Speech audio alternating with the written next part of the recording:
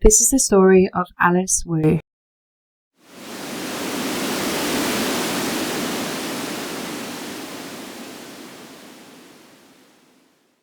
The Church of Scientology in Sydney was accused of holding a young Taiwanese woman against her will after she suffered a mental breakdown. In 2012, Alice Wu was hospitalised after a serious cut to her hand, caused by punching a window at Scientology's Dundas building in Western Sydney. Alice Wu's family claimed that she hurt herself whilst trying to escape. She eventually returned to Taiwan.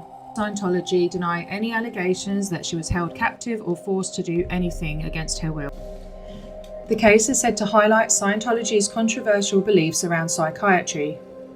At 20, Alice Wu had a bright future. She was living in Taiwan, studying commerce, and working part-time in a library. Just over a year later, her life is in ruins. Mentally ill and unable to work or study, she shuffles down the street like a woman 4 times her age. Her family blames Scientology in Australia. Teresa Wu, cousin of Alice, states, "A 20-year-old girl's life has been destroyed. It is an evil cult, just nothing but an evil cult." In late 2011, not long after being introduced to Scientology, Alice Wu was recruited to the church's elite sea organisation, signing the standard billion-year contract and moving to Dundas in Sydney's west. Her cousin said she was told that she would only do a course, helping her to reach a higher level in Scientology. So the Scientologist in Taiwan took Alice to get a deferral in her studies and flew her to Australia immediately.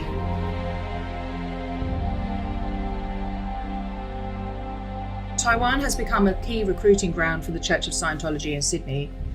According to former insiders, so many Australian Scientologists have left in recent years that at least half of the staff here are now Taiwanese. Scientology in Taiwan has 15 buildings, one of them being an ideal org, which is the biggest org in the world. 200,000 Taiwanese students come over to Australia every year and are targeted by Scientology through universities and their literature on Dianetics, A Drug-Free World, Youth for Human Rights, and other front groups. They also advertise volunteer jobs or jobs in their org as staff members on national job-seeking websites and also on banners outside their orgs. Scientology Sea Org members are subjected to long working hours and a military-like regime with marching and saluting, working for up to 15-hour days. Alice soon tired of this life and wanted to leave, and she asked to do so. They put her into a place called the isolation room. She was still offered food, but was locked in a room. One night, Alice Wu smashed a window in the Dundas building, badly damaging her right hand. Her family said she was trying to escape. An ambulance was called and Alice was taken to hospital. There, she was diagnosed with a mental illness. According to her medical records, she told hospital staff that she'd been held hostage by Scientology. No one from the church was available for interview, and their lawyer, Stuart Gibson, denies the allegations.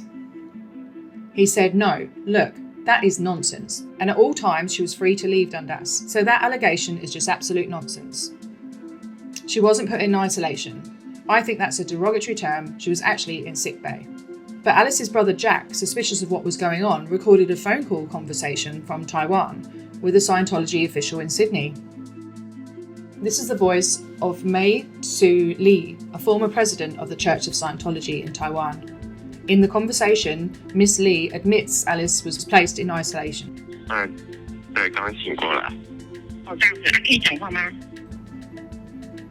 The lawyer continued to deny that they did such a thing as put them in isolation and was questioned, why is it that L. Ron Hubbard said you need to put people in isolation when they have a psychotic break? It's true. He says anyone who has a psychotic break needs to be placed in isolation. Scientology has an official policy on what they call the introspection rundown, a procedure to deal with mental breakdowns, written by L. Ron Hubbard. Under the heading Isolation, it says, with someone in a psychotic break, it is necessary to isolate the person for them to destimulate and protect them and others from possible damage. While in isolation, the person received the introspection rundown, done flawlessly on a short session basis, gradually winning and gaining confidence. Between sessions, the muzzled force is in rule. No one speaks to the person or is in his hearing. Hubbard described this policy as a technical breakthrough, which possibly ranks with the major discoveries of the 20th century. This policy was followed with tragic consequences in 1995. Lisa McPherson, a young Scientologist in Florida, had a mental breakdown. Instead of seeking psychiatric help, Scientology put her in isolation in a hotel room, and she died 17 days later. Scientology is also opposed to psychiatry, labelling it an industry of death, and they have pop-up events going on all year round all over the world, and a permanent museum in LA filled with propaganda, including the accusation that psychiatry is responsible for the Holocaust. This story was covered on Australian TV. The managing director, Mark Scott, received an email from Alice Wu 3 days after the broadcast, and she denies that she was held against her will or treated badly or hurt herself trying to escape. The email says, "I do not give ABC, your reporter, or any other media for that matter, permission to publicise or use my unfortunate circumstances to advantage or vilify an organisation I freely support." This statement is witnessed by Yu Lung Chen, a notary from this office in Taiwan. Alice's father and cousin later went to the office where she signed the statement. Ms. Chen said some people took Alice to sign the document. The notary involved, Yu Lung Chen, was unavailable for comment. The two people that brought her there were from the Church of Scientology.